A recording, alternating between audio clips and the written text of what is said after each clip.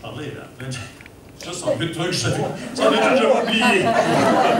Malheureusement, ça existe à quelque part. Ça, c'est pas les archives que je fouille. Ça, tapez Google, vous allez toutes les trouver. Ces photos-là, vous allez retrouver ces photos-là.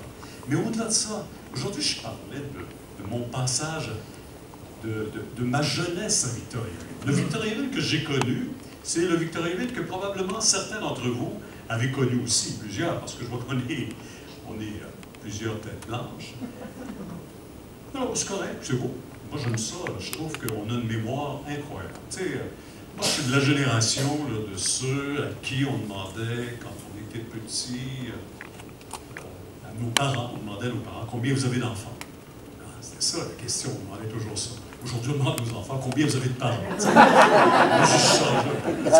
C'est quand même un peu l'histoire de notre vie. Là, mais à Victo, moi, ma première image que je garde, aussi loin que j'essaie de me rappeler, là, évidemment, à l'école Pidis, quand j'étais tout petit, tout ça, sur la rue Godette, le pont, le nouveau pont de l'académie qu'ils avaient construit, ils avaient déplacé le pont à côté, le pont, et ils avaient fait un nouveau pont en béton. Ça, c'est des souvenirs que j'ai pas mal loin. Et je me rappelle du 100e anniversaire de Victoriaville. Il y avait un défilé sur la rue Notre-Dame. Mon père travaillait pour une petite entreprise qui s'appelait Fabi et Fils, contracteur d'asphalte, dont les locaux étaient situés juste en face de l'hôtel Victoria, le manoir Victoria aujourd'hui. Je pense qu'il y avait l'hôtel Victoria à l'époque.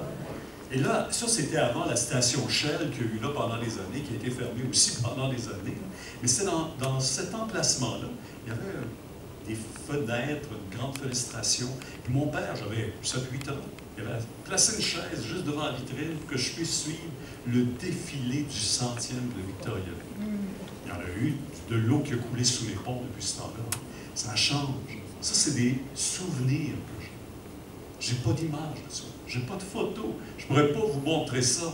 Mais ces souvenirs-là sont des souvenirs qu'on a personnellement, qu'on garde dans notre mémoire. Tous les soirs, quand je fais les nouvelles, je fais du quotidien. Donc, je suis toujours en ondes, c'est toujours en direct. Mais parfois, quand on tombe dans une soirée électorale, quand on tombe dans des événements qui sont importants, il y a la mémoire qui revient, il y a des petits tiroirs qui ouvrent. Et vite, les souvenirs reviennent. Les liens se font, se créent. Une soirée électorale, on parle de différents comtés, différentes circonscriptions. L'histoire revient dans notre tête. Évidemment qu'on peut retrouver ça sur Internet, mais moi j'ai un grand classeur à TVA. Quand j'ouvre ça, c'est incroyable, j'ai tous mes cahiers électoraux de la campagne de 1976, dans les 108 comtés du Québec jusqu'aux 125 aujourd'hui, à la dernière élection. C'est incroyable, c'est un travail de moine que de archiver tout ça, de garder tout ça, mais c'est pour moi une source d'inspiration et certainement de référence à laquelle source, en tout cas, moi, je m'abreuve beaucoup